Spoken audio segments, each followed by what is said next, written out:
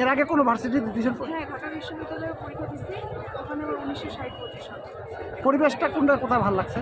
পরিবেশ মানে এইখানে দেখতে গেলে একটু গোছানো, আর একটা ক্যাম্পাসেই আর কি সব খুব ভালো লাগছে। প্রিপারেশন আলহামদুলিল্লাহ ভালোই, এখন দেখা যাক আল্লাহ ভরসা। প্রশ্নের উপর নির্ভর করবে কেমন পারবো না পারবো।